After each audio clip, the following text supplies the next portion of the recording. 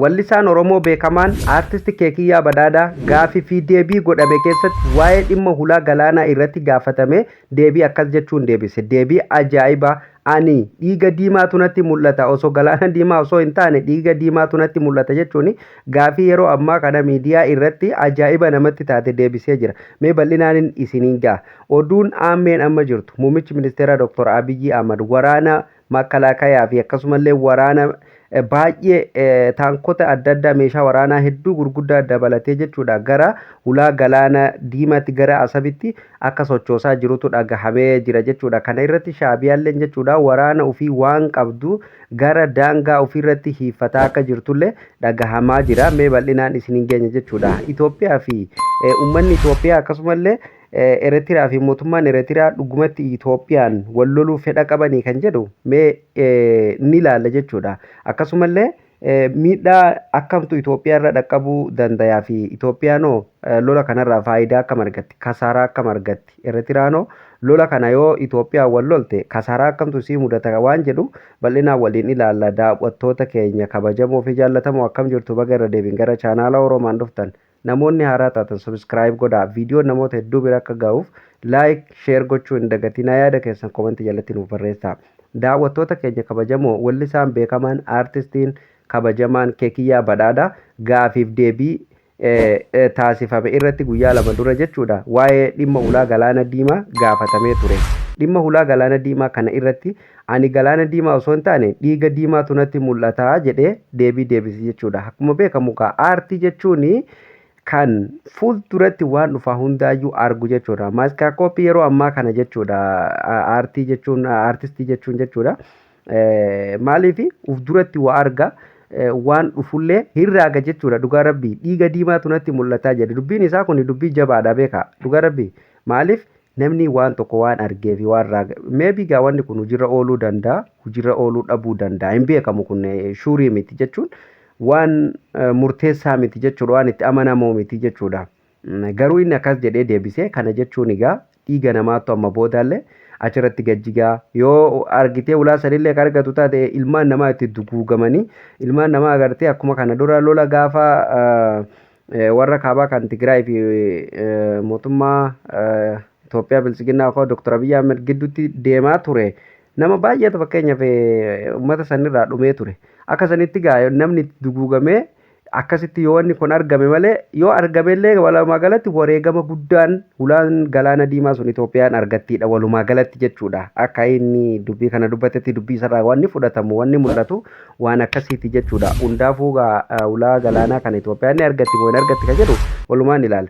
Dabalataan kanumarratti jechuudha waa'ee kana wal qabsiisee muummichi ministeeraa waraana waan jiraatii fi akkasumallee meeshaalee waraanaa gurguddaa taankilee adda addaa jechuudha gara asabitti sochoosaa jiraatutu dhagahame jechuudha. Daawwattoota keenya kun egaa ajaa'iba ammallee lolli kan naannoo Amaaraatiin osoo socho'aa jiru osoo asiin naannoo Oromiyaa keessan gadi hin taa'in akkasumallee osoo kun amma gara Tigraayilleen bifa haaraa waraana haaraa leenjisaa jirani amma immoo gara asabitti ammallee uummata kanaan wal loluuf muummichi ministeeraa gara asitti meeshaa sochoosaa jira. Hulaa galaana diimaatiin wal qabatee rakkoo kanaan wal qabateeti jechuudha. Garuu maal akka yaade isumatu beeka. Lola keessa seenulleen hafan qabdu hayyoonni hedduulleen akka dubbataa jiranitti waan kana Itoophiyaa fi Eritiriyaan booda wal lola keessa seenuu hin dhabanii xiiqii walitti qabatu hin dhaban waan jedhamu dubbatamaa jira. Garuu hanga ammatti lola kallattiillee walirratti banuu baatan akka argaa jirruun kallattii fi alkallattiilleen wanti kun waan oolamu natti fakkaan alkallattiin ammaa itti jira jechuudha. Walumaa galatti muummichi ministeera haala saniin waraana achi fe'aa jira. Eritiriyaan gama isaaniitiin mee faayidaa lolli kun qabu booda itti deebina. Eritiriyaan eegammoo muummichi ministeera waraana garas fe'ee yookaan garasitti sochoosuu eegalee akkasumallee hoggantoonni gurguddoon raayyaa ittisa biyyarrallee jechuudha gara asabitti deemanii daawwatanii turan guyyaa I think guyyaa 3 4 dura na fakkaate akkasisa deemanii daawwatanii turanii jechuudha. Eega isaan achitti bu'anii daawwatanii deebi'an boodanii waraanni Eritiriyaa akka jirutti taankilee gurguddoo viidiyoon kan deeggarame jechuudha. Garasitti fe'aa turanii jechuudha. Garasitti deemaa turan maal akka yaadan gaa kun ifaa jechuudha.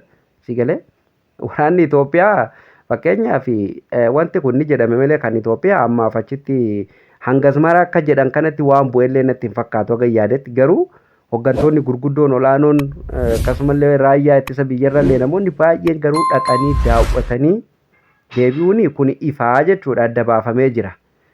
Kana irratti gaa kan amma Eertiraa waraana ofii garasitti bobbaasuu eegaltee jechuudha. So dubbiin baay'ee jajjaboodha jara keenya.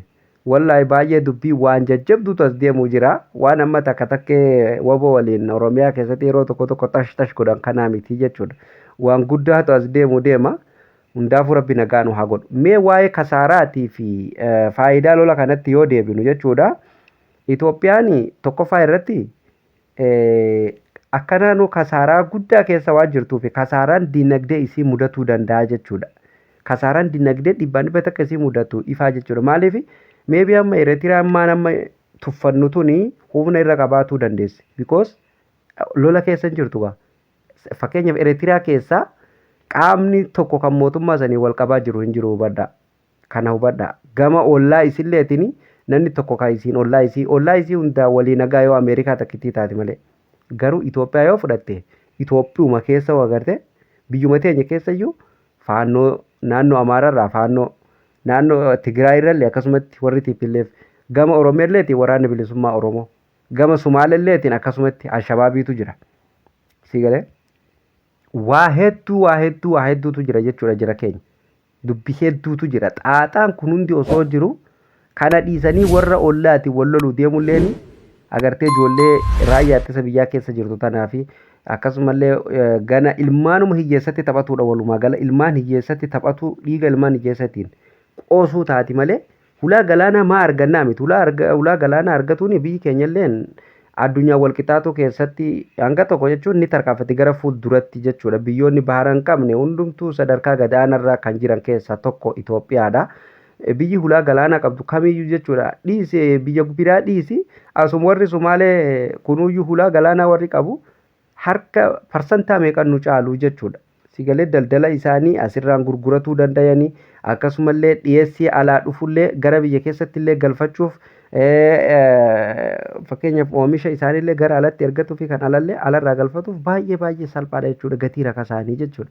Kun ammoo Itoophiyaan osoo qabaatte Itoophiyaallee guddina tokko kanamaa argatuu dhabnaaf miti garuu yeroo miti silaa marii biyya keessaa kana gatta'amee xumuramee sana boodan tokkummaan gara sanitti illee faallaa fuula deebifatanii lola sanillee seenanii uumaa rakkina hin qabu jechuudha. Ani akkanatti mul'atu akkuma artistii Keekiyyaa Badhaadhaa jedhee milkii daran kasaaraa diinagdeetu waraanas mootummaas darbee immoo hawaasa bal'aallee miidhaa guddaatu qaqqaba jedheen amana jechuudha. Hundaafuu rabbi nagaa buusu.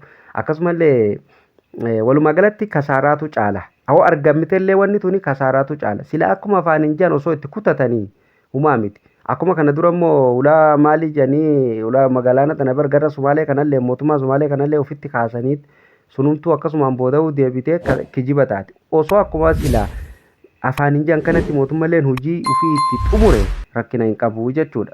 Akkanumaan osoo fiixa bahee kutatee wanni sun argamte rakkina hin qabu garuu yoo argamtellee akkuma artistii Keekiyyaan jedhe wareegama hedduu itti dhabeetti kan wanni kun argamuu danda'u.